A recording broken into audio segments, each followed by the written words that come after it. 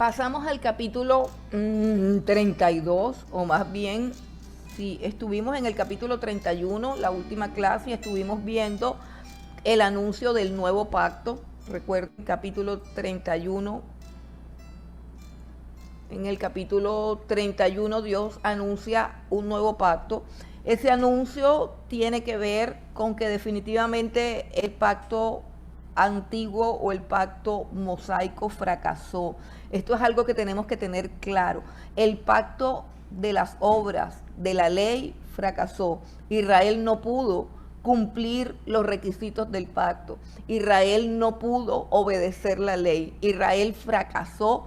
Y como Israel fracasó en la parte de el pacto, de las condiciones que a él le tocaba para mantener vigente el pacto, Israel como pueblo fracasó, el pacto pues también se vino abajo y Dios dejó de ser Dios de Israel e Israel dejó de ser pueblo. Eso es importante que lo entendamos. Israel dejó de ser el pueblo de Dios, porque nosotros aún en nuestros días decimos, es que Israel es el pueblo de Dios. Bueno, los que están ahí se supone que son los descendientes según la carne de Abraham y que hay una promesa para ellos, pero en este momento Israel, entiéndalo hermano, Israel no es pueblo de Dios.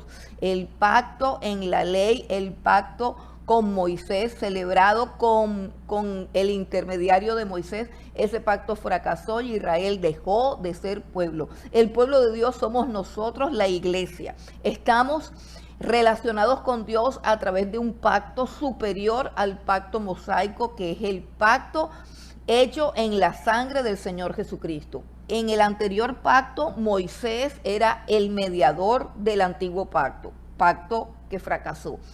El nuevo pacto, el mediador es Jesucristo. Este pacto no puede fracasar porque es un pacto incondicional donde Dios lo hace todo, donde Dios lo perfecciona todo y donde Dios se obliga a sí mismo por causa de la sangre de Jesús, por causa del sacrificio de Jesús, se obliga a sí mismo a ser fiel a este pacto, al nuevo pacto. Es un pacto que se anuncia en el capítulo 31 de Jeremías, se anuncia para Israel como tratando Dios de dejar sembrada la esperanza en el pueblo judío, la esperanza de que vendría un pacto nuevo, para que esa ruptura no fuera una ruptura que diera por finalizada la relación eternamente de Dios con Israel. Es una ruptura completa. Dios rompe con Israel, pero le deja una promesa, le deja una esperanza, y esa esperanza es aquel versículo que dice, vienen días en que haré un pacto con Israel, vienen días, pero esos días no han llegado. Llegaron los días en que Cristo vino aquí a la tierra e Israel desechó a su Mesías y tampoco se pudo validar ese pacto, sino que ese pacto se valida solamente con la iglesia. Entonces tenemos que entender eso. Nosotros somos el pueblo de Dios y estamos cobijados por el nuevo pacto, que es perfecto, que no puede fracasar, que nos hace hijos de Dios, que nos mantiene en comunión con Dios, pero que fue anunciado para Israel, pero hasta este momento Israel no lo ha obtenido. Lo hemos obtenido nosotros. Entonces vamos al capítulo 32 y en el capítulo 32 vamos a mirar que hay un conjunto, ahora en este capítulo 32 hay un conjunto de promesas y de mensajes de esperanza. Es interesante ver cómo después de todos los mensajes de juicio y una vez que ya el juicio está realizándose sobre Israel, ya están invadiendo, ya todo lo profetizado se está cumpliendo, comienza Dios a enviar mensajes de consuelo, mensajes de esperanza. Entonces vamos al capítulo 32, que es acerca de la compra que les comenté en la clase pasada. En el capítulo 32 es donde sucede algo bien particular, y es que un familiar de Jeremías viendo que la invasión babilónica ya es una realidad, viendo que las tierras van a ser tomadas por Nabucodonosor, viendo que todos van a ser despojados de sus tierras, que todo el mundo va a perder, y usando de mucha astucia, va donde Jeremías, quien está preso, o sea, es una situación donde prácticamente se están burlando de Jeremías, están abusando de la nobleza de Jeremías. Yo creo ver en este cuadro a un hombre cuya familia no solamente lo aborrece, sino que también lo desprecia. Recuerden que la familia de Jeremías conspiró para matarlo, junto con todos los enemigos de Jeremías. O sea, la familia de Jeremías era una familia contaminada y corrompida por las falsas profecías y por los falsos maestros, por los falsos profetas, porque recuerden que Jeremías pertenecía a una clase sacerdotal, los sacerdotes de Anatot, y que todos esos sacerdotes ministraban mentiras por manos de los falsos profetas que también profetizaban mentiras. El único el profeta que hablaba la verdad en ese momento era el profeta Jeremías, y lo aborrecían. Pero en esta astucia de un primo de Jeremías de venderle una tierra que le van a quitar, que va a ser expropiada, que va a ser quitada, que prácticamente ya la perdió, es una tierra que está perdida, o sea, prácticamente es una venta con engaños o una venta fraudulenta, porque realmente no le está vendiendo nada. Todos los territorios de Jerusalén van a pasar a manos de Nabucodonosor. Sin embargo, Dios le avisa a Jeremías, que está en la cárcel: va a venir un primo tuyo para ofrecerte que compres un terreno. Y Dios le dice: cómpraselo, cómprale el terreno. Es decir, deja que te abusen y que te tomen por tonto, porque de todos modos esa compra tuya va a ser un testimonio y se va a constituir en una esperanza. Esa compra que tú vas a hacer de ese terreno va a ser una ilustración a una palabra profética de esperanza y de consuelo, donde Dios profetizaría a través de Jeremías que aún vendrían tiempos en que los judíos volverían y también comprarían y sembrarían y edificarían. Entonces vamos al capítulo 32 rápidamente. Dice: palabra de Jehová que vino a Jeremías el año 10 de Sedequías, rey de Judá, que fue el año 18 de Nabucodonosor. Entonces el ejército del rey de Babilonia tenía sitiada a Jerusalén, y el profeta Jeremías estaba preso en el patio de la cárcel que estaba en la casa del rey de Judá, porque Sedequías, rey de Judá, lo había puesto preso, diciendo: ¿por qué profetizas tú diciendo, así ha dicho Jehová, he aquí que yo entrego esta ciudad en manos del rey de Babilonia y la tomará? Bueno, el versículo 4 y 5 habla de todo lo que Jeremías había profetizado y que le había molestado profundamente al rey Sedequías, y que había sido el motivo por el cual Sedequías ordenó encarcelar a Jeremías. Versículo 6, dijo Jeremías: palabra de Jehová vino a mí diciendo: he aquí que Anameel, hijo de Salum, tu tío, viene a ti diciendo: cómprame mi heredad que está en Anatot, porque tú tienes derecho a ella para comprarla. Y vino a mí Anameel, hijo de mi tío, conforme a la palabra de Jehová, al patio de la cárcel, y me dijo: compra ahora mi heredad que está en Anatot, en tierra de Benjamín, porque tuyo es el derecho de la herencia, y a ti corresponde el rescate. Cómprala para ti. Entonces conocí que era palabra de Jehová, y compré la heredad de Anameel, hijo de mi tío, la cual estaba en Anatot, y le pesé el dinero, 17 siclos de plata, y escribí la carta y la sellé y la hice certificar con testigos, y pesé el dinero en balanza. Tomé luego la carta de venta sellada según el derecho y costumbre, y la copia abierta, y di la carta de venta a Barut, hijo de Nerías, hijo de Maasías, delante de Anameel, el hijo de mi tío, y delante de los testigos que habían suscrito la carta de venta, delante de todos los judíos que estaban en el patio de la cárcel. Y di orden a Barut delante de ellos, diciendo: así ha dicho Jehová de los ejércitos, Dios de Israel: toma estas cartas, esta carta de venta sellada y esta carta abierta, y ponlas en una vasija de barro, para que se conserven muchos días, porque así ha dicho Jehová de los ejércitos, Dios de Israel. Aún se comprarán casas, heredades y viñas en esta tierra. Y después que di la carta de venta a Barut, hijo de Nerías, oré a Jehová diciendo: Oh Señor Jehová, he aquí que tú hiciste el cielo y la tierra con tu gran poder y con tu brazo extendido. Ni hay nada que sea difícil para ti, que haces misericordia a millares y castigas la maldad de los padres en sus hijos después de ellos. Dios grande, poderoso, Jehová de los ejércitos es su nombre, grande en consejo y magnífico en hechos, porque tus ojos están abiertos sobre todos los caminos de los hijos de los hombres, para dar a cada uno según sus caminos y según el fruto de sus obras.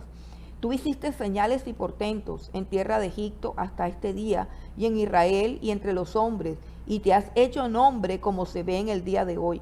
Y sacaste a tu pueblo Israel de la tierra de Egipto, con señales y portentos, con mano fuerte y brazo extendido, y con terror grande. Y les diste esta tierra de la cual juraste a sus padres que se la darías, la tierra que fluye leche y miel.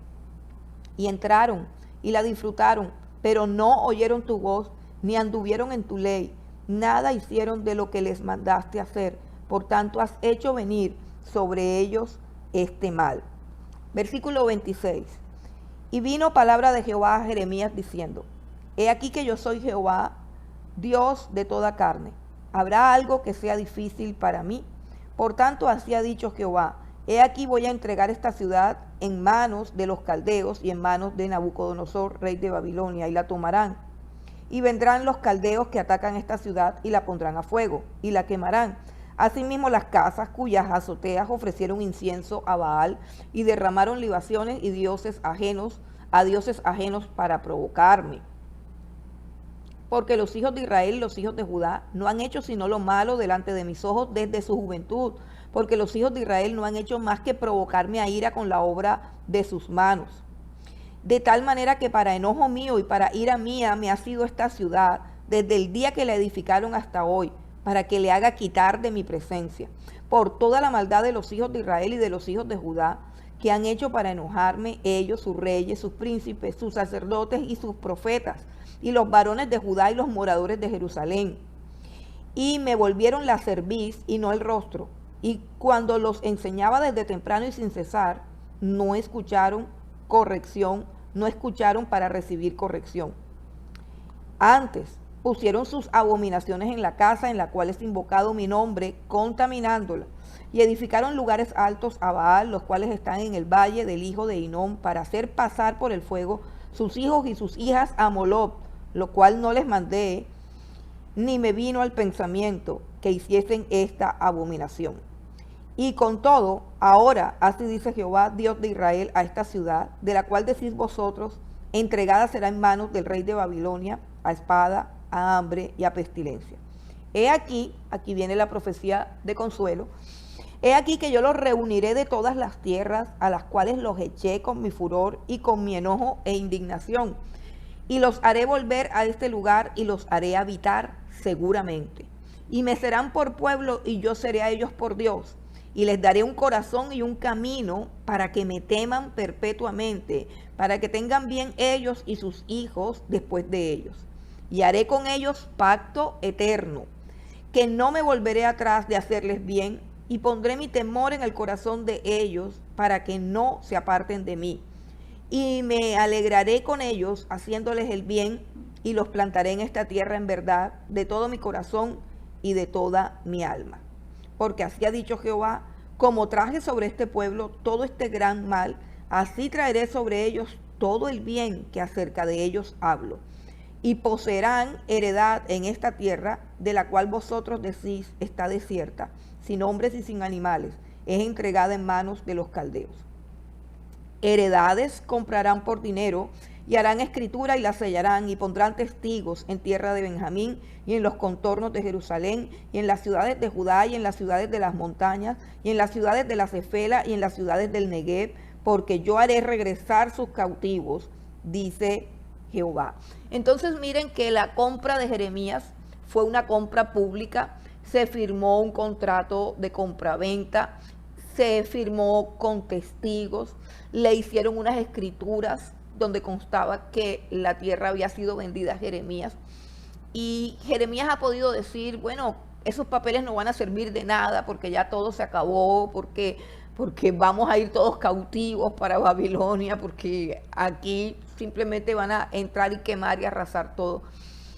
Pero Jeremías, delante de todos los testigos, dijo a Barúc que guardara esas cartas, la escritura, llamémoslo así, en nuestros términos, la escritura de compraventa, las escrituras donde constaba que Jeremías la había comprado, que la guardara en una vasija de barro para que se protegiera con el tiempo, porque un día esa heredad sería de los descendientes de Jeremías, y porque un día vendría un tiempo en que Dios restauraría todas las cosas y las personas volverían a comprar tierras en Israel.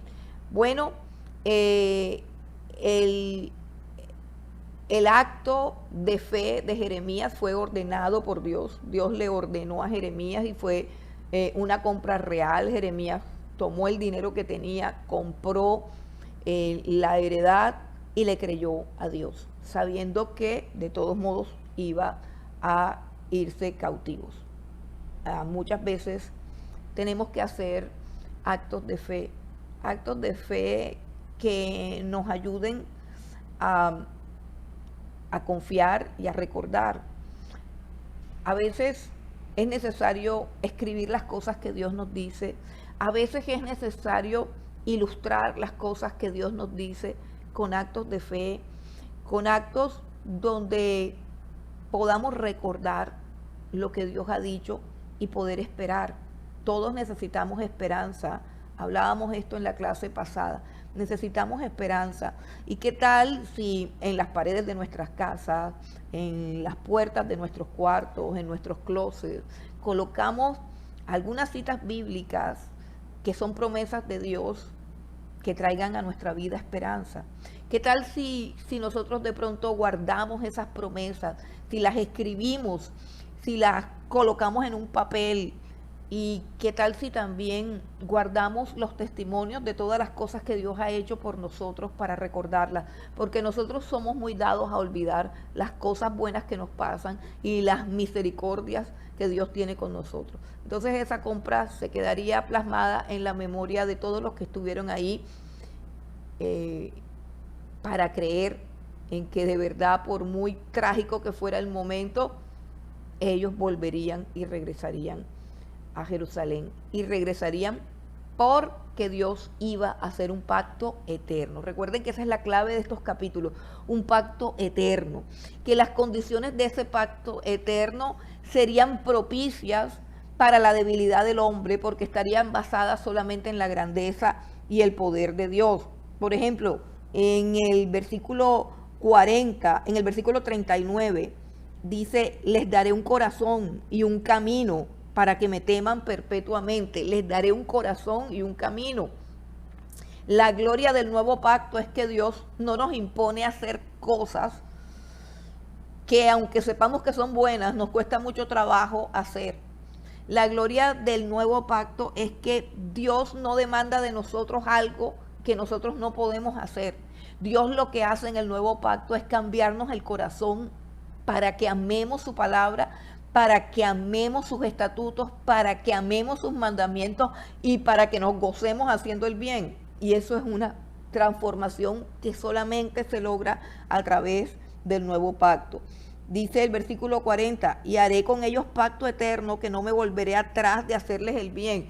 Quiere decir que en este pacto Dios nunca se arrepiente de habernos salvado. Dios nunca se arrepiente de habernos llamado. Dios nunca se esconde de nuestras oraciones y de nuestras súplicas. En este nuevo pacto el fundamento es la sangre de Jesucristo y su sacrificio.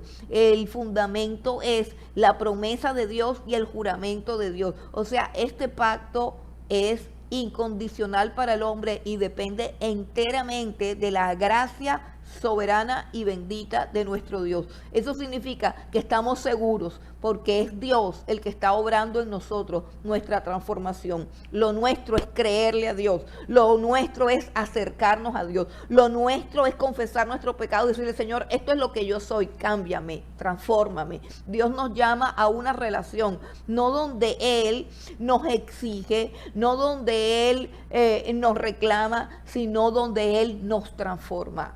Nos transforma. El poder transformador de su presencia, de su espíritu y de su palabra. El pacto no puede fallar. Podríamos de pronto fallar nosotros al no creer, porque la única condición es la fe.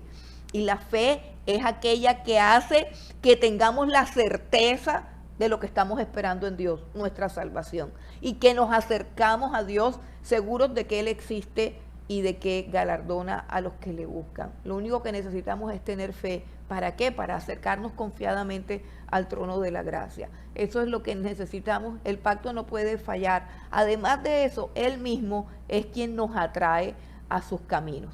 Vamos al capítulo 33 ahora, que es un capítulo que continúa hablando de toda esa restauración de Israel, que son cosas que se están dando en la iglesia, pero que se tienen que dar también en Israel. En el Israel que se salve, que se convierta cuando venga el Señor Jesucristo después de la tribulación.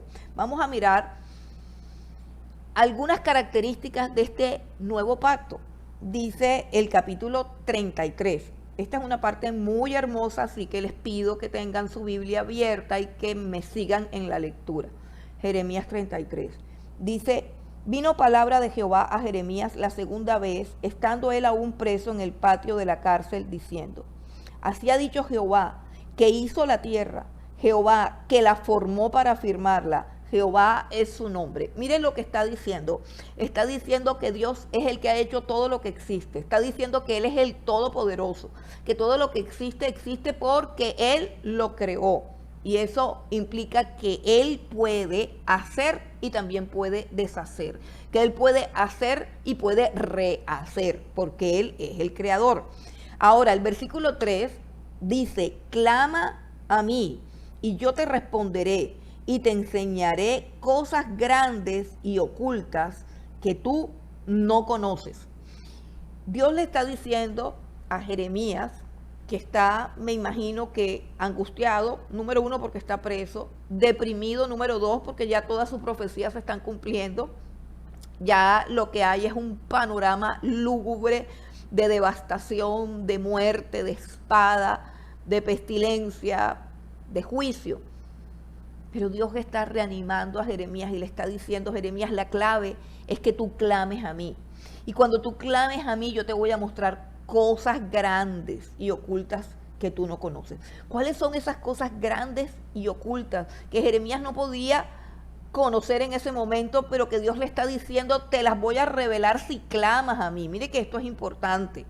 El clamor de Jeremías iba a ser recompensado por una revelación de los misterios de Dios, por una revelación de los propósitos de Dios y de lo que Dios iba a hacer. ¿Qué va a hacer? Versículo 4 dice: porque así ha dicho Jehová Dios de Israel acerca de las casas de esta ciudad y de las casas de los reyes de Judá. Versículo 6. Vamos al versículo 6 para no seguir hablando de todo eso de los caldeos que se repite una y mil veces. Versículo 6. Esta es la promesa de Dios para Israel. Estas son las promesas que contiene el nuevo pacto. Versículo 6. He aquí que yo les traeré sanidad y medicina, y los curaré y les revelaré abundancia de paz y de verdad. El versículo 6 dice Dios: les traeré sanidad y medicina. Recordemos que dentro del contexto, sanidad, medicina y curación no significaban que los judíos estuviesen enfermos, literal o físicamente hablando.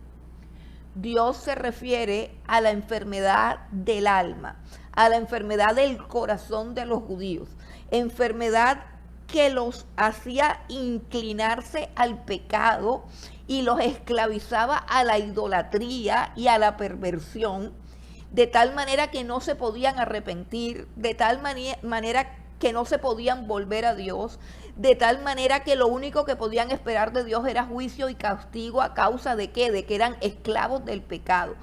A eso le llama Dios enfermedad.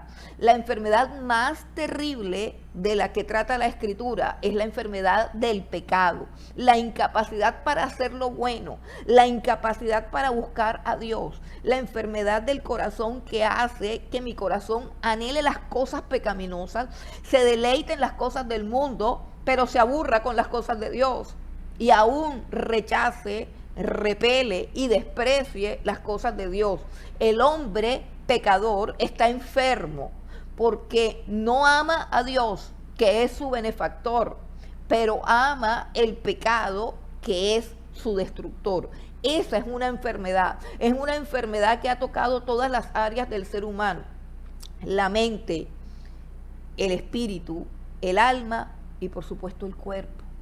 El cuerpo. Todo está contaminado por el pecado. Aquí Dios no se refiere a ninguna enfermedad que tuvieran en este momento, porque en todo el contexto del libro no ha hablado de ninguna enfermedad. De la única enfermedad que se ha hablado es de la enfermedad del pecado, de la idolatría, de colocar dioses ajenos en medio de Dios y nosotros. Entonces Él dice: yo traeré medicina para esa maldad, yo traeré medicina para esa enfermedad. Versículo número 7 dice: y haré volver los cautivos de Judá y los cautivos de Israel, y los restableceré como al principio. Entonces aquí ya está hablando de la restauración física, de que vuelvan a la tierra que Él les ha prometido. Versículo 8 dice: y los limpiaré de toda su maldad. Aquí el pecado es una mancha que no se puede quitar con nada. En el versículo 6, el pecado es una enfermedad que no tiene cura y que el único que la puede curar es Dios. En el versículo 8, la enfermedad es una mancha que no se puede quitar con nada y que solamente la puede quitar Dios. Versículo 8 dice: y los limpiaré de toda su maldad con que pecaron contra mí, y perdonaré todos sus pecados con que contra mí pecaron y con que contra mí se rebelaron. Miren que el asunto del pecado, que es la enfermedad y que es la mancha, no es algo que nos podamos quitar nosotros mismos. El asunto del pecado es algo que solamente lo puede quitar Dios. Por eso nosotros tenemos que ir a Dios. Cuando el Espíritu de Dios nos da convicción de pecado, no hay que huir del remedio, no hay que huir del médico, hay que ir con fe al único que puede curarnos, al único que puede limpiarnos. Fíjense que habla de una enfermedad y habla de cura, y habla de una mancha y habla de limpieza, purificar el corazón, limpiarnos de nuestra maldad. ¿Cuál será el resultado de la obra de Dios en el corazón de los judíos o en el corazón nuestro, en este caso? Versículo 9. Y me será a mí por nombre de gozo, de alabanza y de gloria entre todas las naciones de la tierra, que habrán oído todo el bien que yo les hago, y temerán y temblarán de todo el bien y de toda la paz que yo les haré. Entonces, miren qué interesante es esto, que el propósito de Dios para restaurar tanto a Israel en su tiempo, cuando lo restaure, como a nosotros, su iglesia, es que Él sea glorificado. El propósito del pueblo de Israel, Israel fue creado para la gloria de Dios. El propósito de nosotros, que somos el pueblo de Dios ahora, su iglesia, estamos aquí para la gloria de Dios. Todo lo que Dios hace, es decir, si Dios va a limpiar nuestro pecado, si Dios va a curar nuestra enfermedad, todo lo que Él hace tiene que ser para que Él sea glorificado. Por eso es supremamente importante que cada vez que Dios hace algo en nuestras vidas, nosotros demos testimonio de su poder y de su grandeza, porque existimos para glorificarlo a Él. Ahora, vamos al versículo 10. Así ha dicho Jehová: en este lugar del cual decís que está desierto, sin hombres y sin animales, en las ciudades de Judá y en las calles de Jerusalén que están asoladas, sin hombre y sin morador y sin animal. O sea, ya había una gran devastación. El versículo 11 es la promesa. Allí ha de oírse aún voz de gozo y de alegría, voz de desposado y voz de desposada. Voz de los que digan, alabad a Jehová de los ejércitos, porque Jehová es bueno, porque para siempre es su misericordia. Voz de los que traigan ofrendas de acción de gracias a la casa de Jehová, porque volveré a traer los cautivos de la tierra como al principio ha dicho Jehová. Bueno, todo esto tiene que ver con la restauración futura de Israel, la restauración futura de su pueblo, que no será completa, sino, repito, hasta que Cristo venga a reinar en ella. Solamente cuando Cristo reine en Jerusalén, solamente será ese tiempo cuando ellos serán restaurados y prosperados. Lo podemos leer en el versículo 14. Mire lo que dice. Versículo 14 del capítulo 33. Dice, he aquí vienen días, dice Jehová. O sea, se está refiriendo a los días del retorno y de la restauración, porque sabemos que Israel ya retornó, pero aún no son pueblos de Dios, ni han sido restaurados.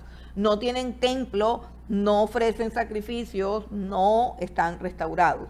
Vamos al versículo 14, para que entendamos mejor cuándo va a ser el cumplimiento perfecto de la restauración de Israel. Dice, he aquí vienen días, dice Jehová, en que yo confirmaré la buena palabra que he hablado a la casa de Israel y a la casa de Judá. En aquellos días y en aquel tiempo haré brotar a David un renuevo de justicia. Renuevo de justicia es uno de los nombres de Jesucristo. Y hará juicio y justicia en la tierra. En aquellos días Judá será salvo y Jerusalén habitará segura. Y se llamará Jehová justicia nuestra. Ese es otro de los nombres del Señor Jesucristo. Porque así ha dicho Jehová, no faltará a David varón que se siente sobre el trono de la casa de Israel. Entonces, hay dos promesas para Israel que están pendientes. Primera promesa, Israel debe regresar, pero debe regresar completamente restaurado a su nación, a su tierra como pueblo, y debe regresar para adorar al Dios verdadero, y en el tiempo en que Él regrese, un renuevo de justicia, un descendiente de David, que es el Señor Jesucristo, reinará en aquel tiempo. Y también dice que no faltará nunca un descendiente de David que esté sentado en el trono. El reino del Señor Jesucristo es eterno. Entonces, Dios que es fiel y verdadero, escuchen bien esto, iglesia, Dios que es fiel y verdadero y que ha hecho promesas a Israel y ha hecho promesas a David, hay dos grandes promesas que mueven la historia, o mejor dicho, a través de estas dos grandes promesas de Dios, Dios está moviendo los hilos de la historia. Y esas dos grandes promesas son: Israel debe ser restaurado como nación y como pueblo de Dios. Y segundo, el trono de David tiene que ser restaurado por aquel descendiente llamado el renuevo de la justicia, o Jehová justicia nuestra. Son promesas de Dios. ¿Y qué significa eso? Que Dios las va a cumplir. Pero hermanos, para que Dios cumpla estas dos promesas, tiene que terminar todo su proceso de salvación con la iglesia. O sea, Dios tiene que hacer su obra en la iglesia. Dios tiene que llevar a cumplimiento la época de la iglesia como tal. Una época que se llama la plenitud de los gentiles. La plenitud de los gentiles es todo el tiempo en el cual Dios estará tratando con los gentiles, es decir, con los no judíos. Y esa época llamada la plenitud de los gentiles es la época de la gracia, la época en la cual Dios está llamando a gente de todo pueblo, de toda tribu, de toda nación, sin que sean descendientes de Abraham, sin que estén bajo la ley de Moisés, sin que sean judíos, nada de nada, de cualquier parte, en cualquier situación, en cualquier estado deplorable que se encuentre en cualquier lugar del mundo. Dios está llamando gente para que sea salva, para que sea pueblo suyo, para que sean sus hijos, para redimirla. Dios está llamando a todas esas personas a través del Evangelio, pero esto no va a ser eterno. O sea, nosotros no estamos en un círculo vicioso de la historia, de que pasa el tiempo y pasa el tiempo. No, el tiempo se está agotando y Dios necesita ir y volverse a Israel. Así como un día Dios le da la espalda a Israel y se vuelve a su iglesia, así un día Dios tiene que recoger su iglesia, dar por terminado el plan con su iglesia, dar por terminado el tiempo de los gentiles, por así decirlo, el tiempo de la gracia, y volverse a tratar con Israel para que Israel sea restaurado y colocar a Jesucristo reinando en el trono de David aquí en la tierra. Todo eso se tiene que dar. Por eso nosotros no debemos perder la perspectiva de los tiempos que estamos viviendo, y hoy más que nunca tenemos que entender, estamos ya en la recta final como iglesia, como pueblo. El Señor Jesús se está listando para venir a reinar, a descender, a colocar su trono en Israel. Nosotros como iglesia estamos terminando nuestro propósito aquí en la tierra y tenemos que despertar, predicar el Evangelio, tenemos que despertar, buscar un avivamiento, buscar la llenura del Espíritu, buscar estar listos para cuando suene la trompeta, porque realmente Dios va a cumplir sus promesas. Yo quiero que miremos, por ejemplo, cómo termina Dios sellando esta promesa, para que entendamos lo tremendo que es esto. O sea, que la venida de Cristo y que la restauración de Israel son un hecho inexorable, ineludible, inminente. Miren cómo lo dice Dios, versículo 19. Vino palabra de Jehová a Jeremías diciendo, así ha dicho Jehová, si pudiereis invalidar mi pacto con el día y mi pacto con la noche, de tal manera que no haya día ni noche a su tiempo, podrá también invalidarse mi pacto con mi siervo David, para que deje de tener hijo que reine sobre su trono, y mi pacto con los levitas y sacerdotes mis ministros. Como no puede ser contado el ejército del cielo, ni la arena del mar se puede medir, así multiplicaré la descendencia de David mi siervo y los levitas que me sirven.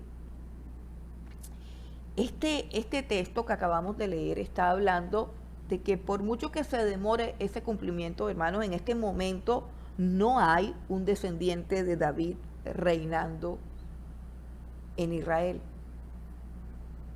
Pero Dios le prometió eso a David, y ese descendiente es Jesucristo.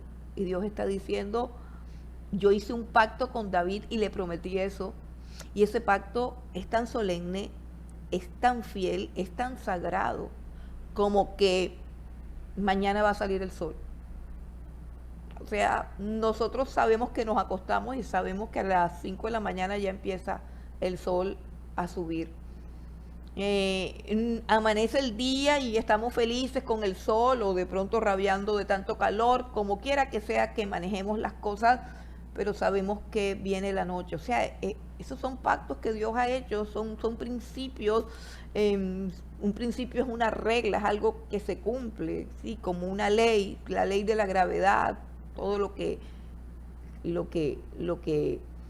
todo lo que tiremos va a caer al piso, todo lo que soltemos va a caer al piso. O sea, siempre funcionan esas leyes. Entonces Dios está diciendo, así es mi pacto con David. Entonces, ese es uno de los tantos puntos en los cuales nosotros podemos descansar por un lado, pero por otro lado también estar atentos,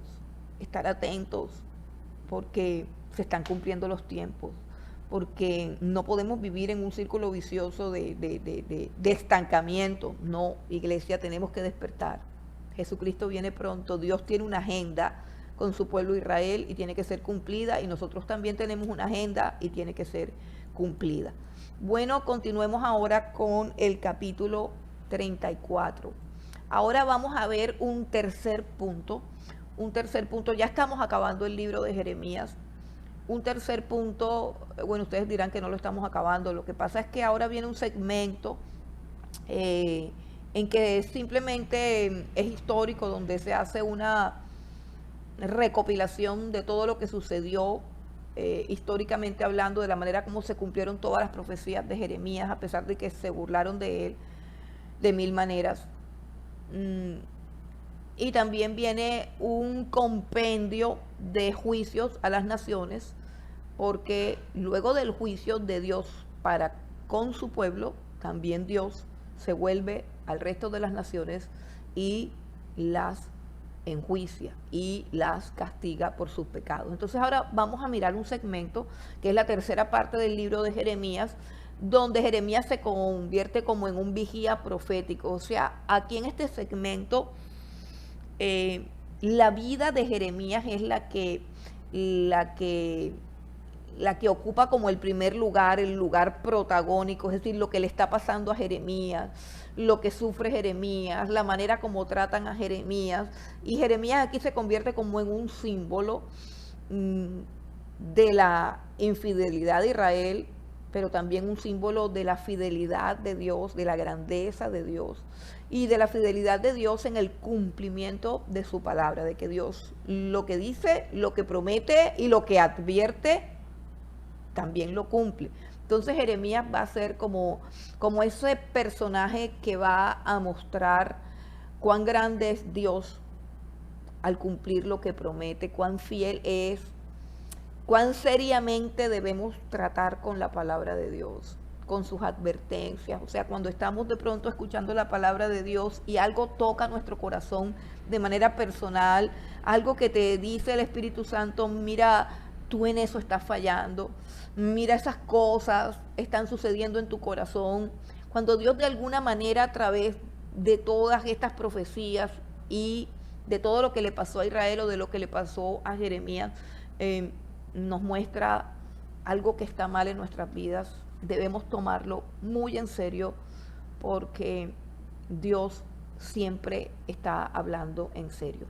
Vamos a mirar ahora el capítulo 34, donde Jeremías lanza una sentencia contra Sedequías.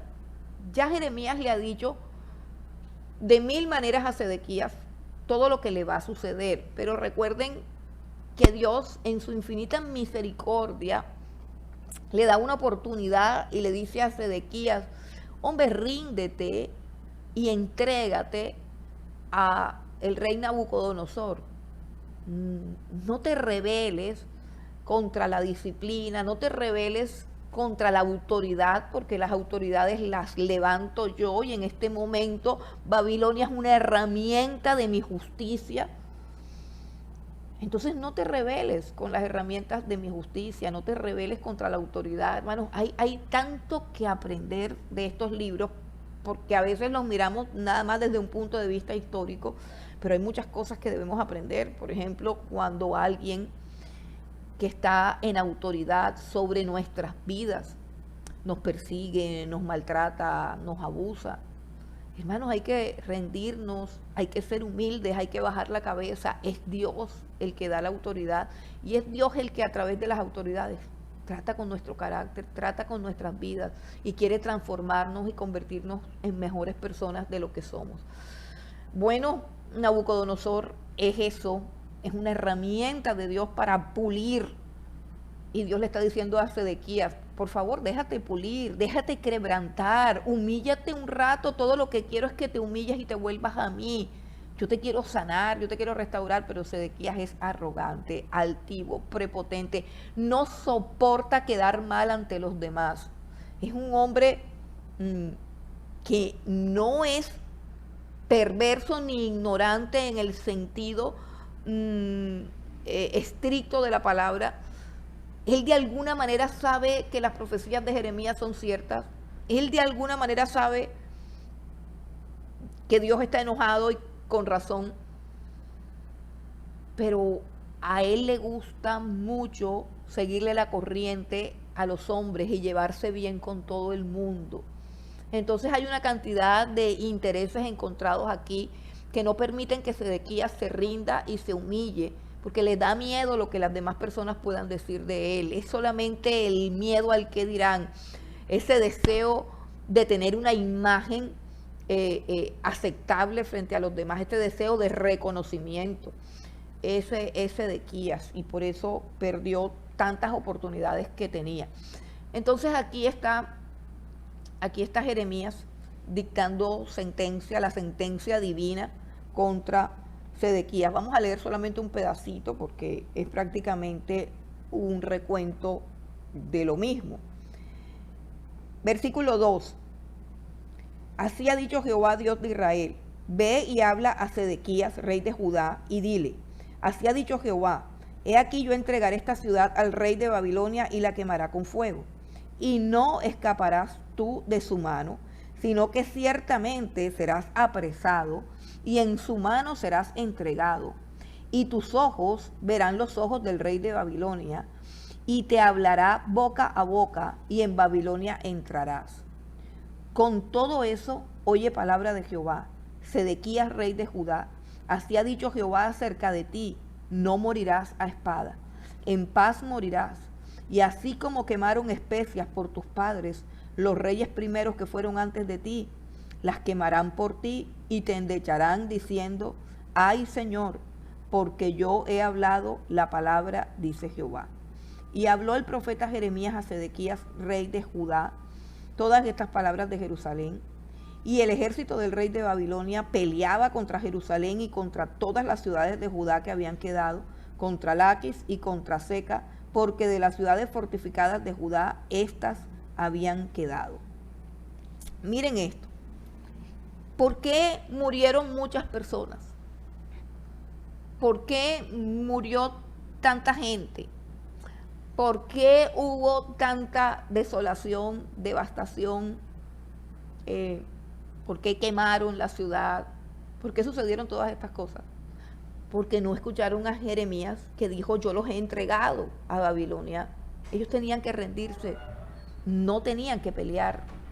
Era una pelea donde ellos iban a perder. Estaban destinados a perder. Pero no hicieron caso, y como no hicieron caso, entonces murieron. Entonces entró el ejército por la fuerza, vivieron espada, fuego, devastación, pestilencia, cadáveres en el piso, peste. Todas esas cosas realmente no las mandó Dios directamente. Todas estas cosas fueron la consecuencia del endurecimiento del corazón para no escuchar al profeta Jeremías. Jeremías, como lo dice el llamado que Dios le hace a Jeremías al principio, Jeremías fue un regalo de Dios para un pueblo infiel. ¿Recuerdan cuando Dios llamó a Jeremías y le dijo: desde el vientre de tu madre, desde antes de que nacieses, te conocí y te di por profeta a las naciones? O sea, te di como un regalo. La palabra de verdad, cuando Dios nos regala su palabra, nos está regalando una luz, nos está regalando una lámpara, nos está regalando algo que puede impedir que tropecemos, que puede impedir que caigamos, que puede impedirnos dolor, sufrimiento, miseria, ruina, vergüenza. La palabra de Dios es un regalo. Y cada varón y cada mujer que se levanta para predicar la palabra de Dios sin adulteración, sin suavizarla, dura, áspera, como Dios mismo dice que es. No es mi palabra como fuego, dice el Señor, o sea, mi palabra quema. No es mi palabra como una espada de doble filo que penetra hasta el alma. O sea, la palabra de Dios es cortante. Dios lo dice así. Pero cuánto bien no hace la palabra de Dios. Por eso cada vez que Dios levanta a alguien que tiene el coraje y el valor de enseñar, predicar, profetizar, transmitir esta palabra tal cual como ella es, Dios nos está haciendo un regalo de infinito valor, un regalo que va a hacer la diferencia en nuestra suerte. Eso era Jeremías, si lo hubieran escuchado, si lo hubieran oído, si hubieran aceptado sus palabras, cuánto dolor se hubiesen ahorrado, pero no lo escucharon. Aquí viene una de las razones por la que Dios está profundamente enojado con Israel y con el rey.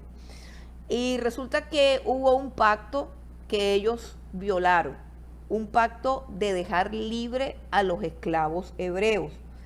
Vamos a leerlo rápidamente del versículo 8 en adelante. Dice: palabra de Jehová que vino a Jeremías, después que Sedequías hizo pacto con todo el pueblo en Jerusalén para promulgarles libertad, que cada uno dejase libre a su siervo y a su sierva, hebreo y hebrea, que ninguno usase a los judíos sus hermanos como siervos. Y cuando oyeron todos los príncipes y todo el pueblo que había convenido en el pacto de dejar libre cada uno a su siervo y cada uno a su sierva, que ninguno los usase más como siervos, obedecieron y los dejaron. Pero después se arrepintieron e hicieron volver a los siervos y a las siervas que habían dejado libres y los sujetaron como siervos y siervas. Vamos al versículo 15 para que miremos lo que dice Dios. Al versículo 13, dice: así dice Jehová, Dios de Israel. Versículo 13.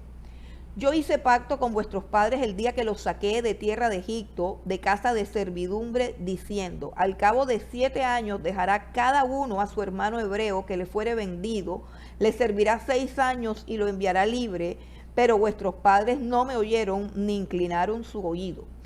Y vosotros os habéis hoy convertido y hecho lo recto delante de mis ojos, anunciando cada uno libertad a su prójimo, y habíais hecho pacto en mi presencia, en la casa en la cual es invocado mi nombre. Pero os habéis vuelto y profanado mi nombre, y habéis vuelto a tomar cada uno a su siervo y cada uno a su sierva, que habían dejado libres a su voluntad, y los habéis sujetado para que os sean siervos y siervas. Sucede algo supremamente importante aquí, y es lo siguiente. Dios está diciendo que Él libertó al pueblo judío de la esclavitud. Así que si Dios los libertó a precio de sangre, la sangre del cordero, y los libertó de la esclavitud, Dios no desea que ningún judío, que ningún integrante de aquel pueblo que Él sacó de la esclavitud egipcia, no quiere que ninguno de ellos sea esclavo. Ahora, por diferentes situaciones económicas, una persona podía empobrecer hasta el punto que tenía que venderse como esclavo ella misma y su familia.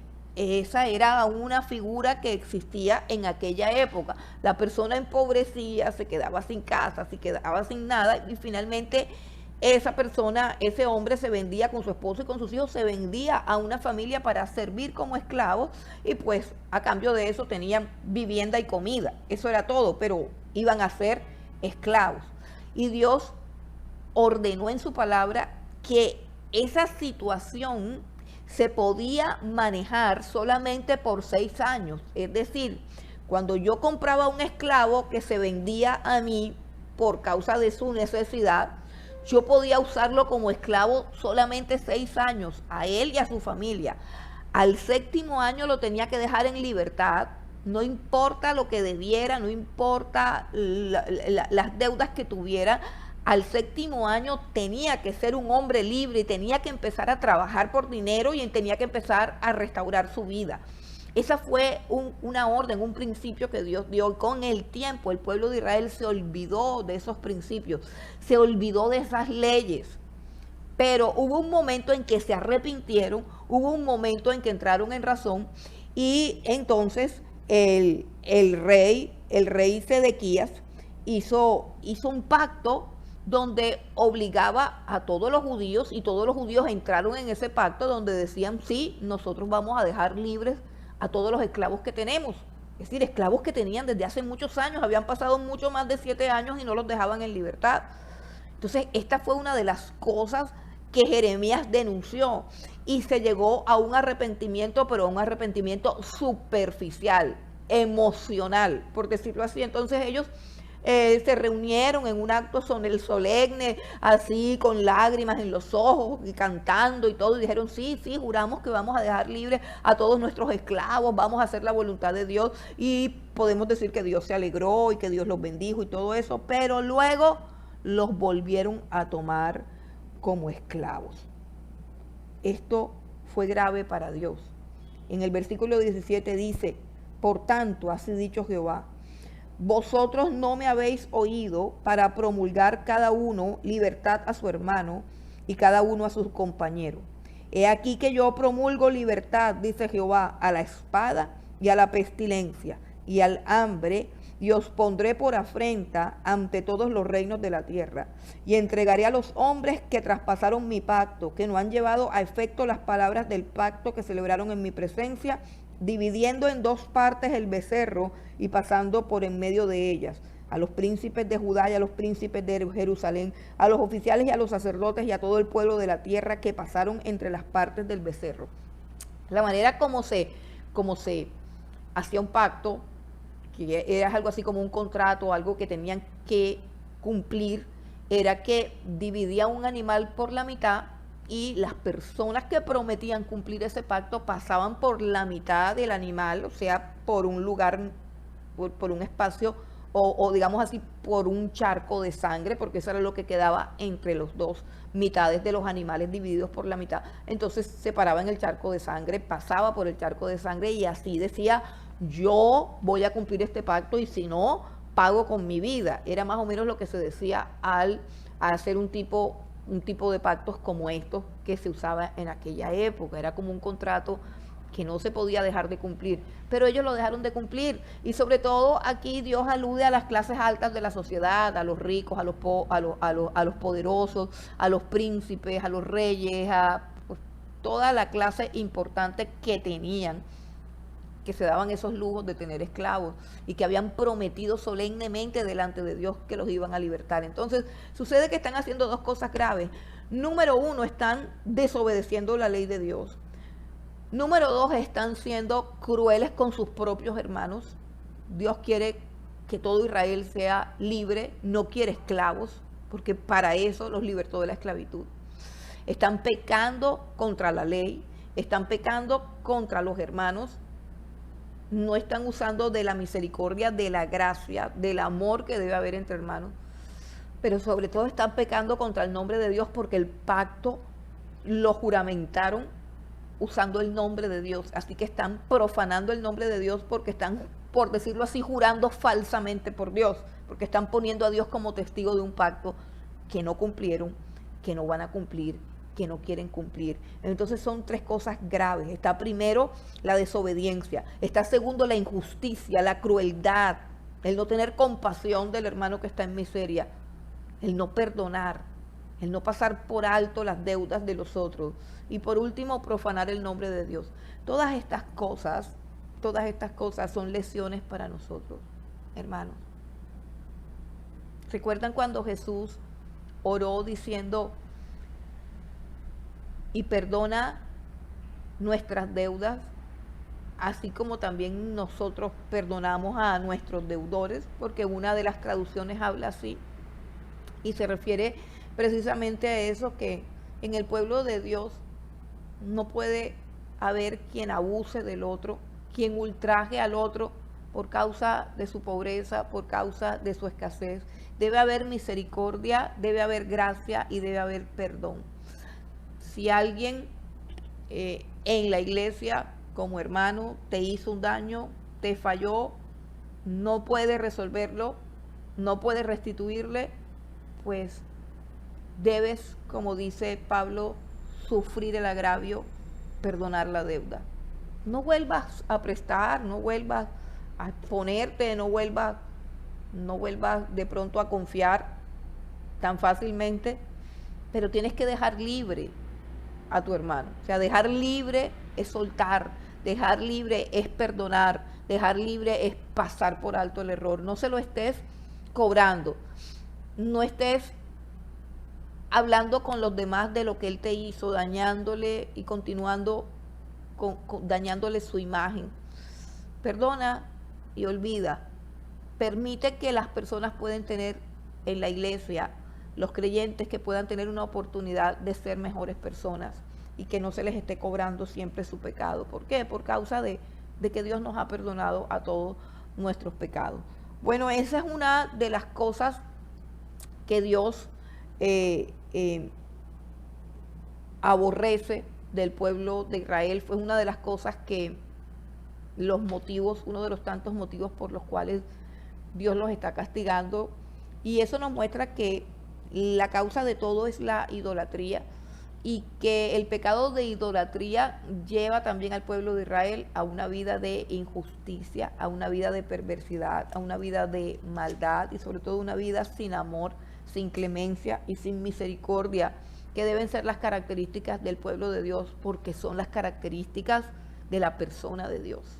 Entonces, si Dios es clemente, si Dios es misericordioso, si Dios es compasivo, su pueblo también debe ser clemente, compasivo y misericordioso. Bueno, ahora vamos a otro punto, que este punto me gusta mucho, el capítulo 35. En todo este espacio Dios está hablando con Jeremías. Le está diciendo, ve y dile a Sedequías, que fue el último rey antes de que Jerusalén fuese destruida. Ve y dile a Sedequías que será llevado a Babilonia y que le perdono la vida.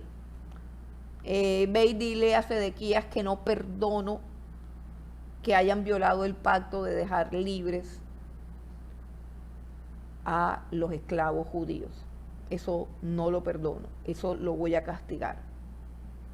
Y ahora Dios hace algo que nos muestra lo que está sintiendo su corazón, porque una de las cosas más importantes al estudiar los profetas es poder acercarnos al corazón de Dios para entender lo que Él siente hacia el pecador. Por todo ese cuento de que Dios aborrece el pecado pero ama al pecador, pero que Dios será que ama al pecador pero no ama al pecado, y todo ese conflicto que tenemos, que uno no sabe, que esa es como la historia de que fue primero el huevo o la gallina cuando dicen eso. Hay unos pastores que dicen, no, Dios aborrece el pecado y también aborrece al pecador. Otros dicen, no, Dios aborrece el pecado pero ama al pecador. Entonces, bueno, ese es como un conflicto de nunca acabar. Pero cuando leemos la Biblia vemos que llega un momento en que Dios pues aborrece las dos cosas, tanto al pecado como al pecador, porque no hay manera de castigar el pecado sino en la vida del pecador. El pecado no es algo que se castigue afuera, y Dios a quien castiga no es al pecado, castiga al que cometió el pecado, porque realmente el pecado habita en el corazón del pecador, es un asunto interno del hombre. Entonces vamos a mirar lo que pasa en el capítulo 35. En el capítulo 35 Dios le dice a Jeremías que haga una prueba con un grupo de personas que están refugiadas. Hay una tribu que no son judíos y están refugiados al interior de Jerusalén. Llegaron a Jerusalén buscando refugio, y se trata de la tribu de los recabitas. Se llaman recabitas porque son descendientes de un hombre llamado Recab.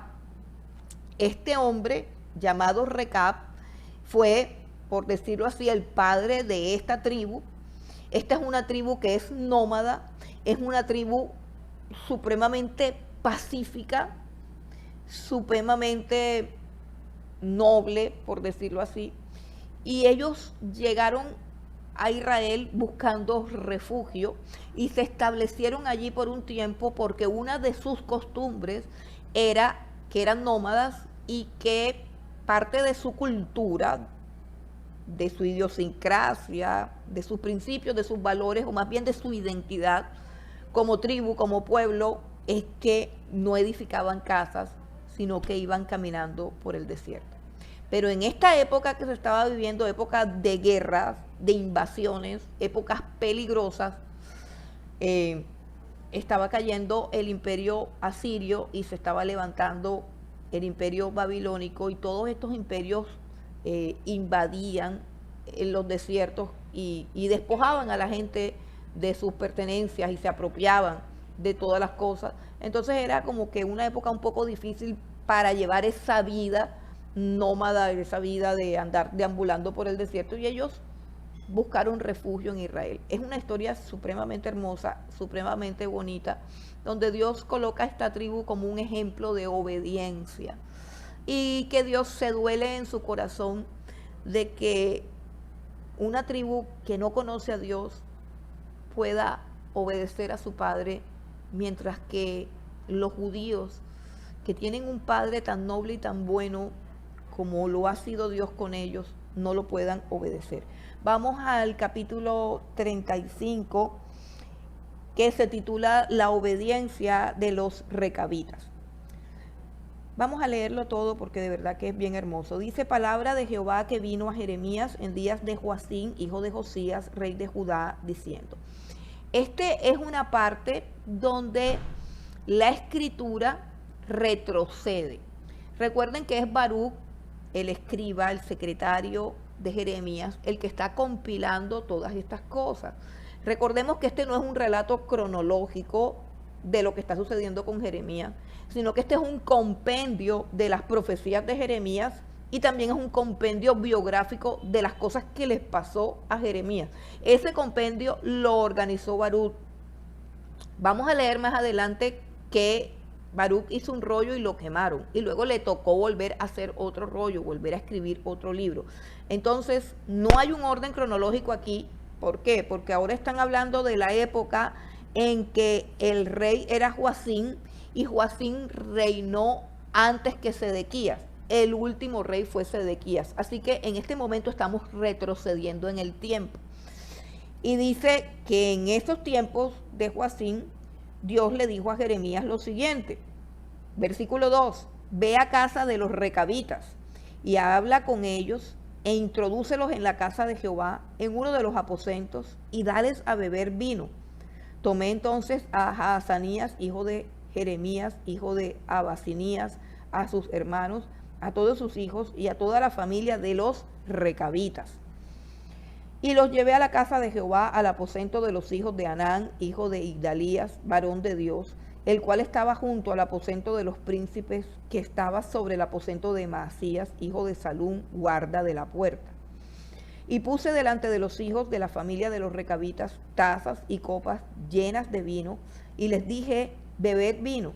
Mas ellos dijeron: no beberemos vino, porque Jonadab, hijo de Recab, nuestro padre, nos ordenó diciendo: no beberéis jamás vino vosotros, ni vuestros hijos, ni edificaréis casa, ni sembraréis sementera, ni plantaréis viña, ni la retendréis, sino que moraréis en tiendas todos vuestros días, para que viváis muchos días sobre la faz de la tierra donde vosotros habitáis.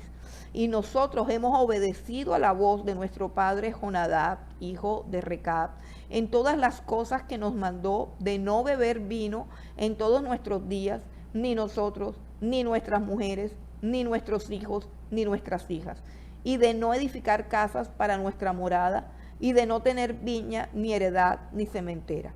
Moramos pues en tiendas, y hemos obedecido y hecho conforme a todas las cosas que nos mandó Jonadab, nuestro padre.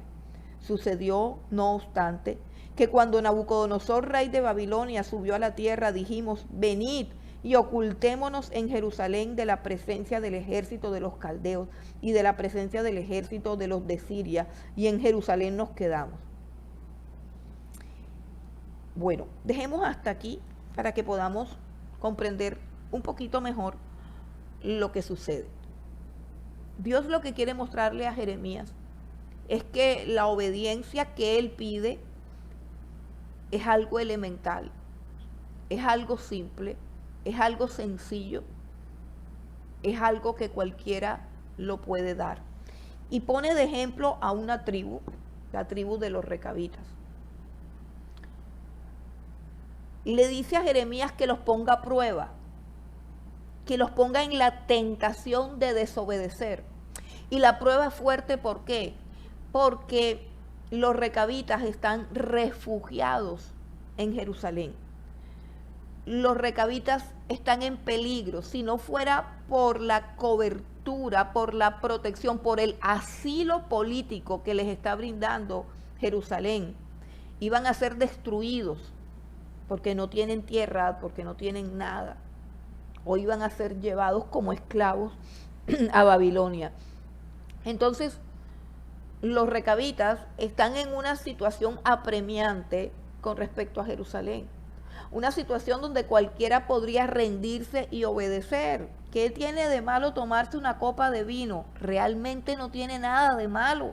Realmente no tiene nada de malo. Ellos le ponen el vino enfrente. Dios les dice, coloca los tazones de vino y diles que se tomen el vino. Haz la prueba para que veas. ¿Qué te van a contestar? Y miren que lo que ellos contestan, la razón por la cual no toman vino, no es porque el vino sea malo, no es porque el vino emborrache, no es porque el vino traiga disolución, no es una razón de que, es por esta situación que no lo podemos hacer, no. La razón por la cual no toman vino está en el versículo 6.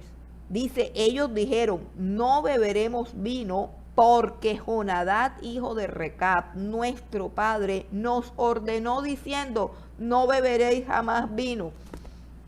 Estás diciendo, la razón por la cual no tomamos vino es porque nuestro padre nos dijo que no lo hiciéramos. Esto se llama obediencia. Y la obediencia tiene como fundamento no el mandamiento en sí, sino la dignidad de la persona que da la orden. Y eso es lo que nosotros no hemos entendido. En una sociedad rebelde como la que nosotros estamos viviendo, una sociedad rebelde y depravada, cuando uno le dice a una persona no hagas esto, la persona te dice ¿por qué? Cuando usted le dice hoy a sus hijos, a la generación de jóvenes que están viviendo en esta época, cuando uno le dice a un muchacho no, el muchacho se da la vuelta y con rostro altivo te dice ¿por qué no? ¿Y por qué no? Recuerdo haber leído un libro acerca de la juventud que estaba en crisis, un libro que enseñaba la crisis que tiene la iglesia cristiana actual en la crianza de los hijos. Y ese libro hablaba de cómo se había perdido la autoridad de los padres a los hijos al interior de la iglesia. No está hablando en el mundo, no, está hablando de lo que está sucediendo con nuestros hijos en las familias cristianas. O sea, ¿qué es lo que está sucediendo? Y narra el siguiente hecho de la vida real. Una pareja de pastores que tiene una hija adolescente, tienen varios hijos, pero en este caso vamos a hablar de una hija adolescente. Una pareja de pastores en Estados Unidos sale a una reunión de pastores, a un congreso que hay aproximadamente como a hora y media de camino. Salen y dejan a su hija en la noche, van como a un evento de su concilio, de su denominación, y dejan a la hija, una chica adolescente de unos 16 años aproximadamente, la dejan en su casa, ellos salen y se van, pero en el camino, quizás a media hora de camino, recuerdan que se les quedó un documento importantísimo que ellos tienen que llevar a la reunión. El pastor con su esposa dan la vuelta, dicen no tenemos otra, vamos a llegar tarde, pero no podemos llegar sin ese documento. Se devuelven para su apartamento, entran a su casa, el señor entra y de repente ve que en la habitación de su hija la luz está prendida, que su hija pues no está durmiendo. Abre la puerta de la habitación de su hija y, oh sorpresa, se encuentra a esta jovencita acostada con su novio en fornicación.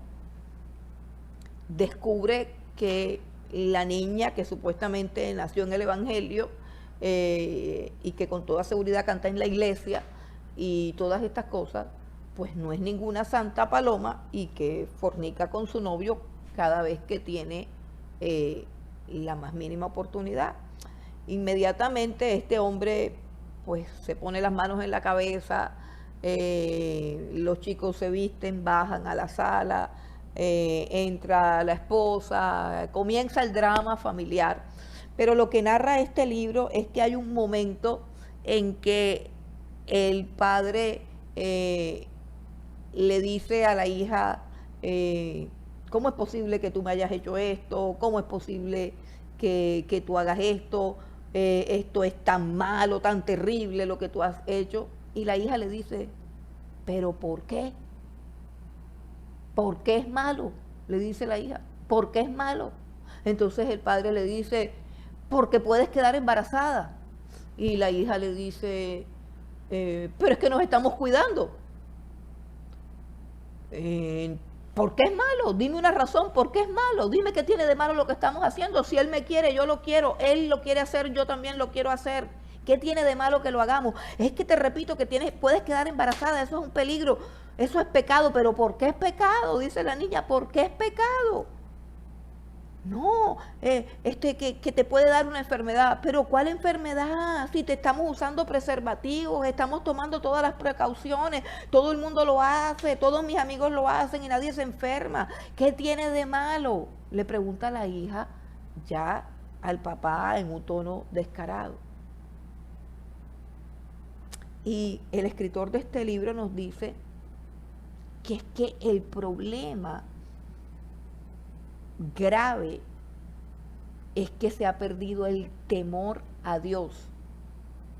Porque realmente, hermano, hoy en día, era en otras épocas que los que fornicaban quedaban embarazados. En estos días ese no es el problema de la fornicación. Ya ningún joven que fornica queda embarazado. Y si se saben cuidar, pues tampoco les da ninguna enfermedad. ¿Cuál es el problema de fornicar? ¿Realmente cuál es el problema? Que Dios dice que no, y que esa ya no es una razón suficiente para obedecer, porque ya no hay temor a Dios.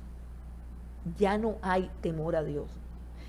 Repito, el fundamento de la obediencia tiene que ser siempre el temor a la persona que ha dado el mandamiento, y no una reflexión acerca de si es bueno o no es bueno el mandamiento.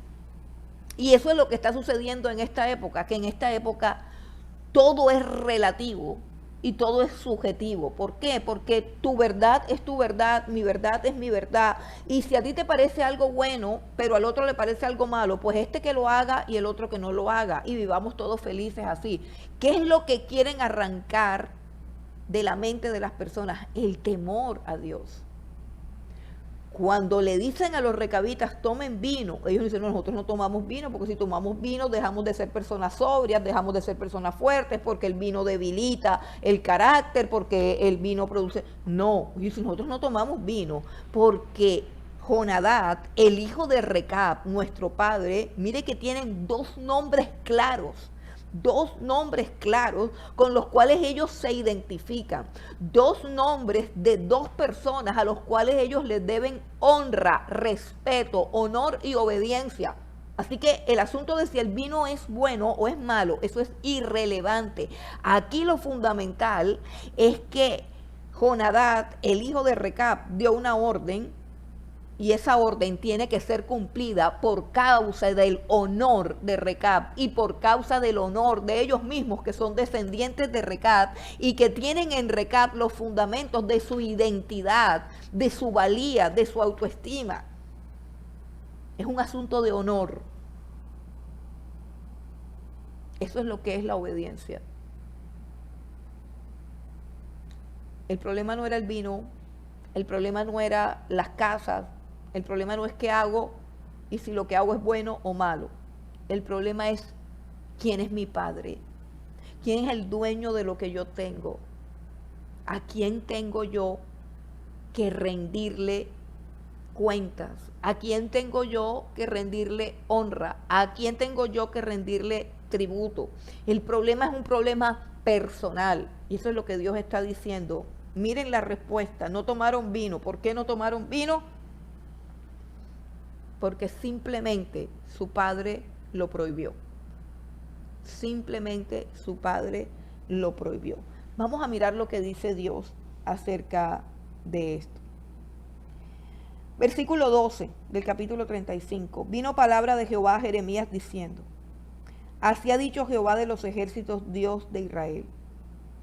Ve y di a los varones de Judá y a los moradores de Jerusalén: ¿no aprenderéis a obedecer mis palabras? Dice Jehová.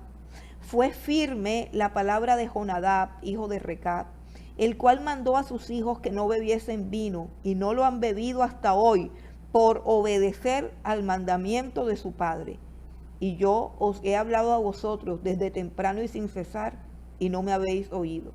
Y envié a vosotros todos mis siervos los profetas, desde temprano y sin cesar, para deciros: volveos ahora cada uno de vuestro mal camino, y enmendad vuestras obras, y no vayáis tras dioses ajenos para servirles, y viviréis en la tierra que di a vosotros y a vuestros padres. Mas no inclinasteis vuestro oído, ni me oísteis. Ciertamente, los hijos de Jonadab, hijo de Recab, tuvieron por firme el mandamiento que les dio su padre, pero este pueblo no me ha obedecido. Por tanto, así ha dicho Jehová, Dios de los ejércitos, Dios de Israel: he aquí traeré yo sobre Judá y sobre todos los moradores de Jerusalén todo el mal que contra ellos he hablado, porque les hablé y no oyeron. Los llamé y no han respondido.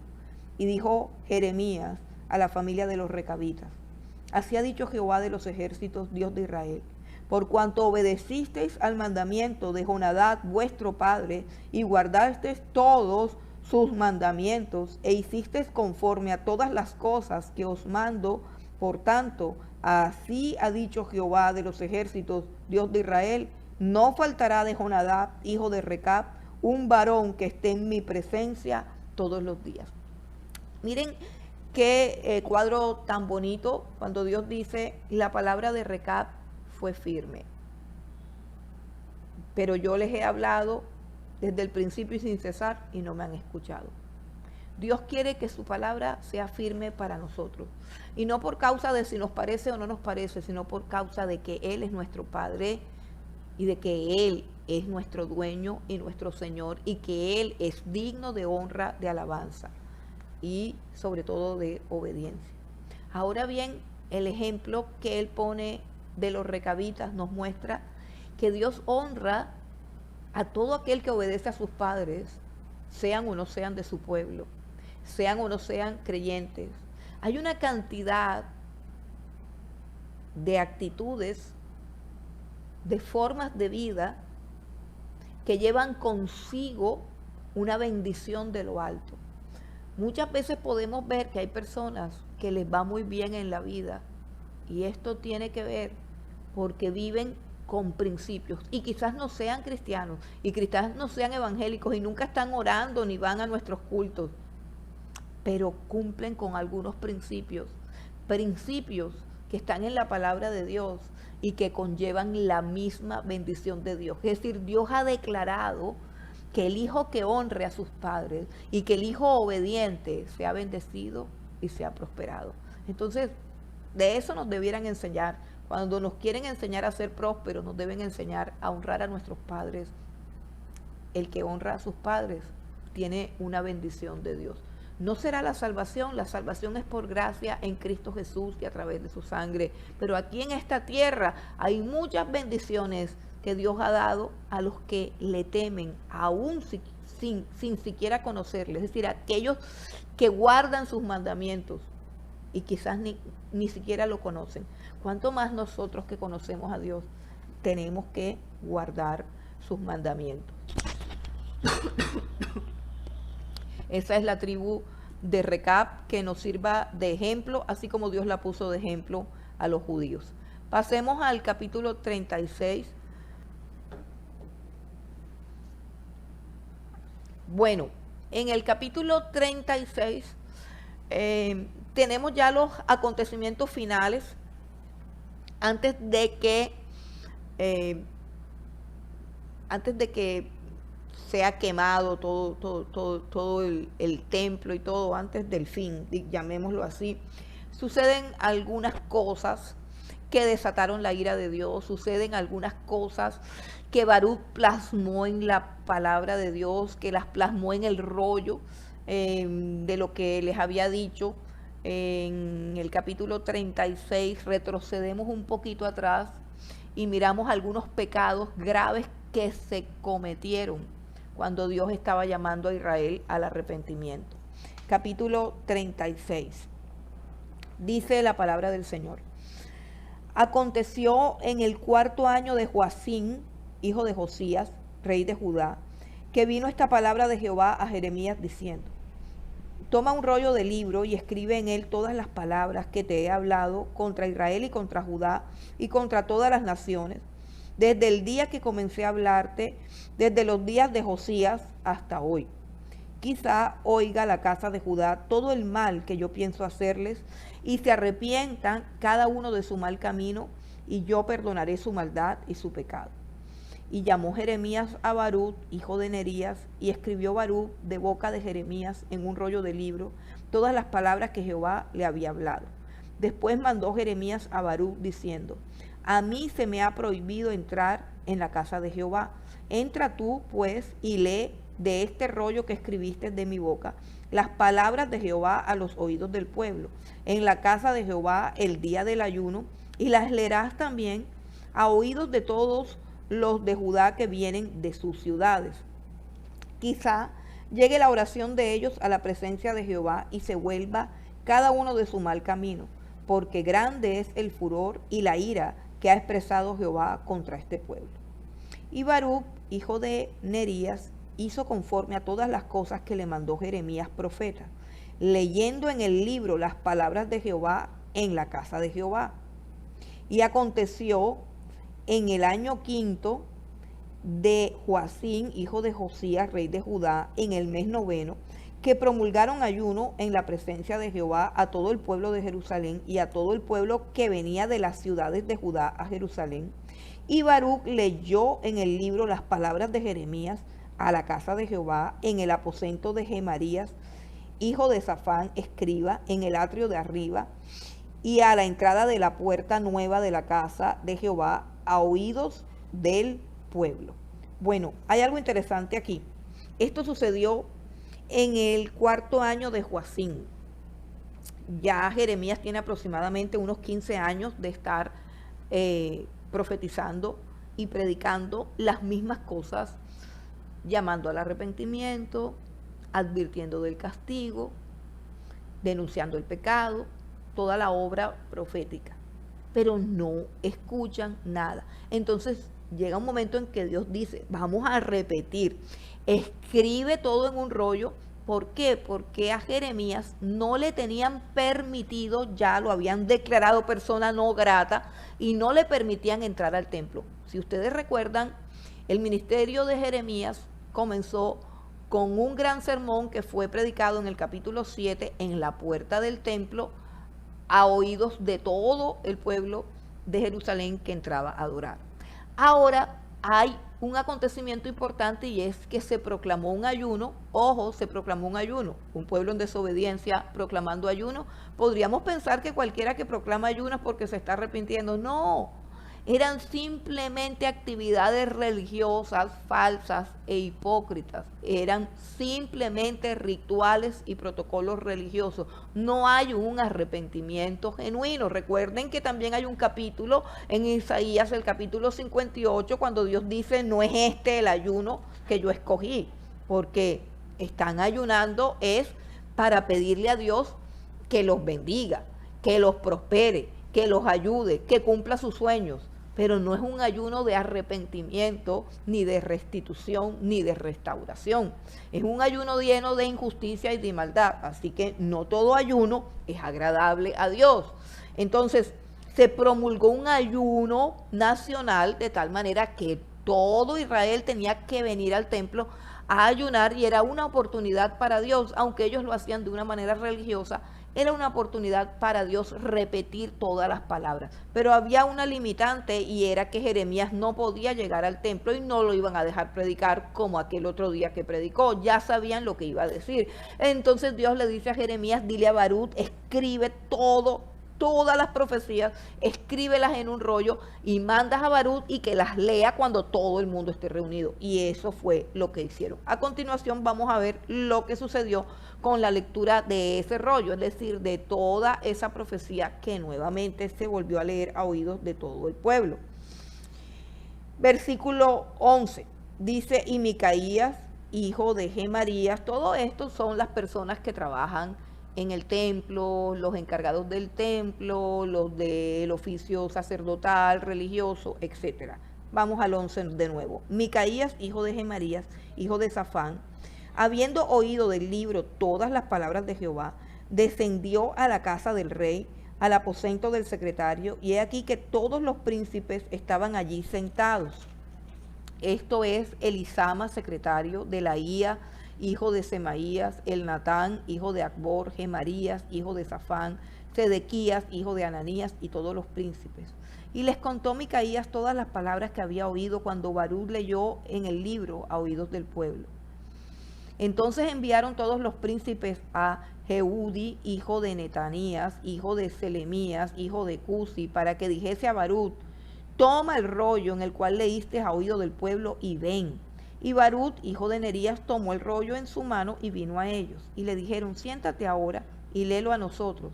Y se lo leyó Barut. Cuando oyeron todas aquellas palabras, cada uno se volvió espantado a su compañero y dijeron a Barut, sin duda contaremos al rey todas estas palabras.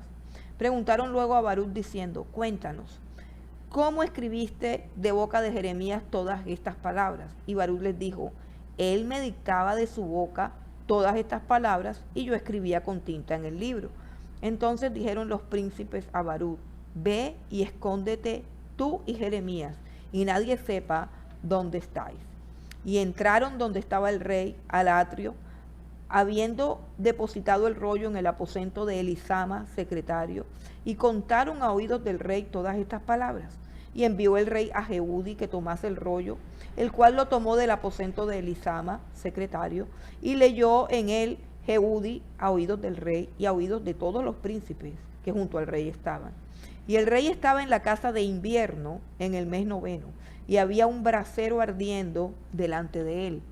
Cuando Jehudi había leído 3 o 4 planas, lo rasgó el rey con un cortaplumas de escriba y lo echó en el fuego que había en el brasero, hasta que todo el rollo se consumió sobre el fuego que en el brasero había.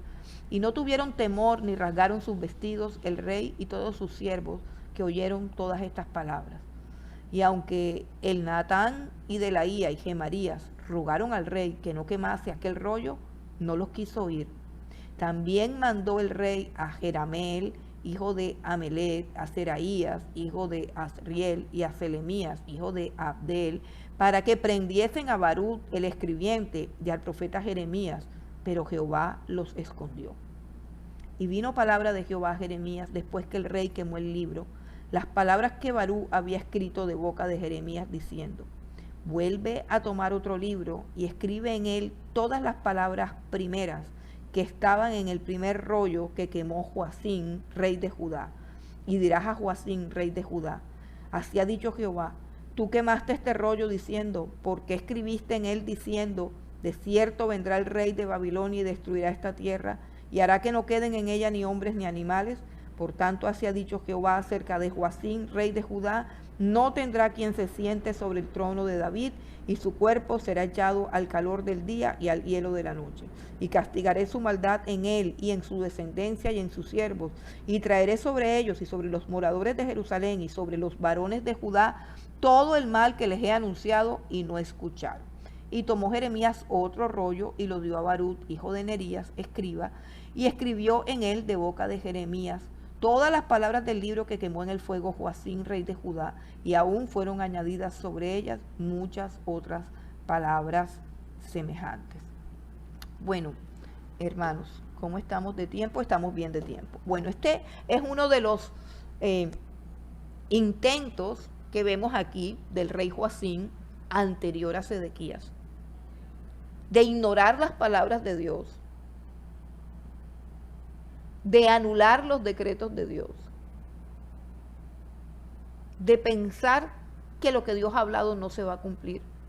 Quemó el rollo como si fuera poca cosa, como si quemando el rollo pudiera salvarse del cumplimiento de lo que está escrito en el rollo. Era un rey altivo, era un rey soberbio, era un rey que no tenía temor a Dios. Quemó el rollo, pero él fue duramente castigado. Este rey fue muerto, sus hijos, toda su familia desapareció. Él es un rey que desaparece del linaje judío, por así decirlo. Nunca más se vuelve a sentar un descendiente de él en el trono de Israel. Toda su descendencia es castigada por Dios. Y luego finalmente dice que Jeremías vuelve a escribir todo el rollo y aún le añade. ¿Qué significa esto? Pues significa que la palabra de Dios siempre se va a cumplir.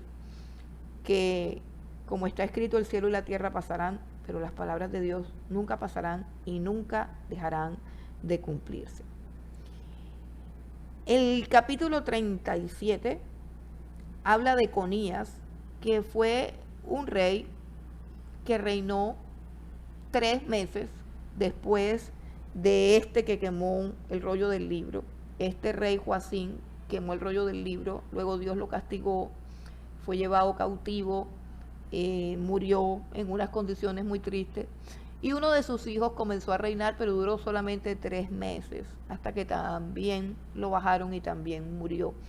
Y luego de la muerte de Conías, que es hijo de este Joacín, entonces Nabucodonosor nombró rey a Sedequías, otro de los hijos del rey Josías. Sedequías fue nombrado por Nabucodonosor.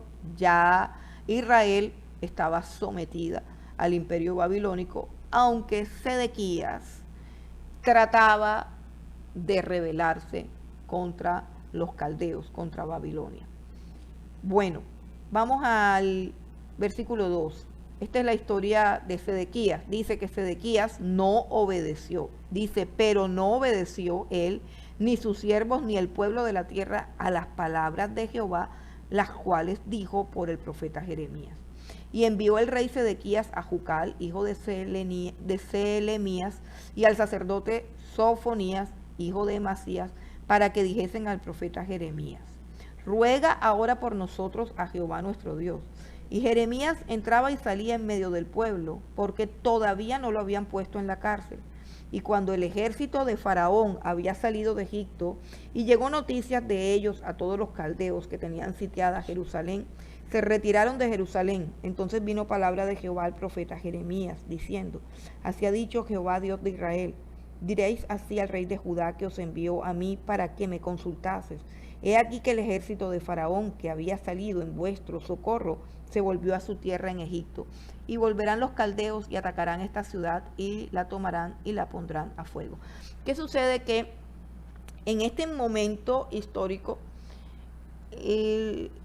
los babilonios, que tienen sitiada por completo a Jerusalén, los ejércitos, o sea, lo que son los soldados de Babilonia, tienen rodeada por completo a Jerusalén, ya digamos que lo tienen sometido como pueblo, pero ellos al interior, Sedequías de manera secreta pide ayuda a los egipcios y llega un ejército de egipcios, viene en el camino un ejército de egipcios, que fue una ayuda que pidió Sedequías. Sedequías es un hombre que, aunque fue nombrado como rey por Nabucodonosor, traiciona a Nabucodonosor y llama y busca ayuda a Egipto, porque él se quiere liberar y quiere tener como esa gloria de ser él el que ha libertado a Israel, a pesar de que Jeremías le dice día y noche que eso no se va a poder.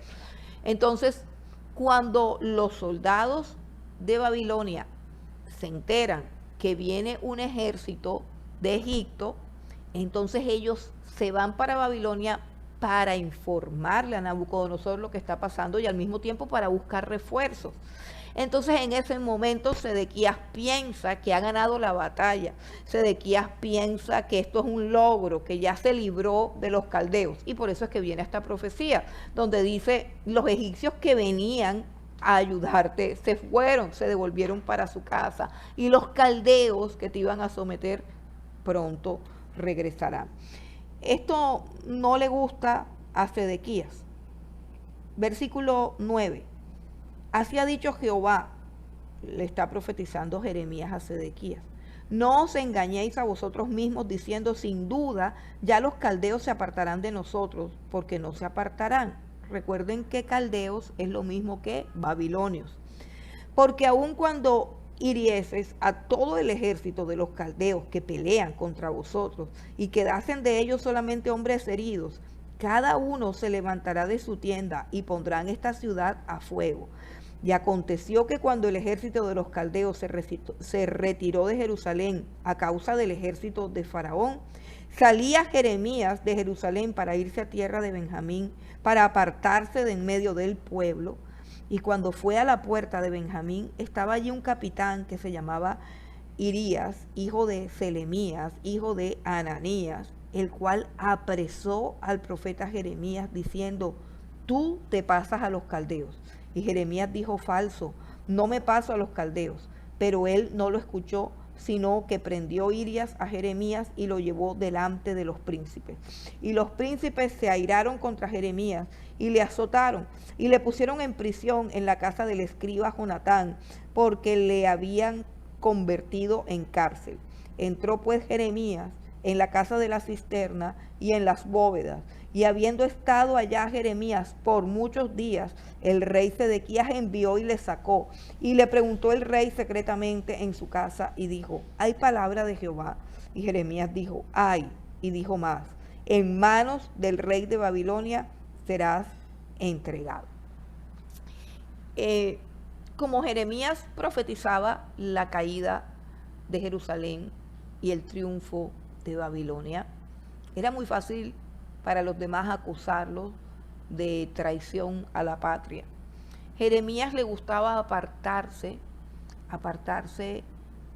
de Jerusalén para poder tener un tiempo de paz, para poder tener un tiempo de tranquilidad. Recuerden que alguna vez el Señor Jesucristo dijo que no había profeta que no muriera sino en Jerusalén, o sea que Jerusalén es la que mata a los profetas, así que es Jerusalén el lugar donde Jeremías sufre y se siente acosado y perseguido. Jeremías siempre busca salir de Jerusalén para descansar, pero en este momento, como se está viendo un momento difícil y los soldados hebreos están envanecidos porque momentáneamente los caldeos se retiraron, entonces lo ven que va a pasar la frontera de Judá a Benjamín y lo acusan de que se va a entregar o que va a traicionar a Israel con los babilonios. Entonces se lo llevan preso, lo dejan preso en una cárcel que no es una cárcel óptima, que es un lugar bien difícil donde prácticamente está muriéndose Jeremías. Pero Sedequías continúa con su vida doble de que por un lado desobedece a Dios, pero por otro lado también quiere saber la profecía de Jeremías, es decir, él sabe que Jeremías es un siervo de Dios, pero siempre está rebelándose contra Dios porque quiere llevarse bien con el pueblo. En fin, Sedequías lo manda a llamar y lo saca. Dice, después de muchos días, Jeremías está sufriendo en esa cárcel. Y dice que lo manda a llamar y le dice si Jehová tiene alguna palabra, o sea, si hay algún cambio. Y Jeremías dice, no, la palabra es que serás entregado a Babilonia. Y miren lo que le dice Jeremías, está tan desesperado en ese lugar que no quiere volver a esa cárcel. Es tan terrible cómo se está sintiendo y lo que está viviendo en esa cárcel, que él sabe que si lo vuelven a llevar allá, va a morir. Versículo 18, Jeremías le pide a Sedequías que por favor no lo mande para allá. Dijo también Jeremías al rey Sedequías, ¿en qué pequé contra ti? y contra tus siervos y contra este pueblo, para que me pusieses en la cárcel? ¿Y dónde están vuestros profetas que os profetizaban diciendo, no vendrá el rey de Babilonia contra vosotros ni contra esta tierra? Ahora pues, oye, te ruego, oh rey mi señor, caiga ahora mi súplica delante de ti y no me hagas volver a casa del escriba Jonatán para que no muera allí. Entonces dio orden el rey Sedequías y custodiaron a Jeremías en el patio de la cárcel, haciéndole dar una torta de pan al día de la calle de los panaderos, hasta que todo el pan de la ciudad se gastase, y quedó Jeremías en el patio de la cárcel. El lugar donde estaba Jeremías era un lugar muy terrible porque era una cárcel que habían improvisado y además Jeremías estaba pasando mucha hambre. Ahora sí lo colocaron como que en una cárcel, dicen el patio de la cárcel, en un lugar un poco más cómodo y por lo menos le estaban dando un pan para que no muriera de hambre. Hay un hambre terrible porque Jerusalén está sitiada y los insumos y los alimentos pues se están acabando. Bueno, aquí comienzan los últimos días ya de Jeremías y los días más difíciles para él, pero finalmente también es el fin de su sufrimiento y el comienzo de un tiempo de disciplina, de juicio y de dolor. Vamos a dejar hasta aquí, ya casi terminamos y vamos a orar.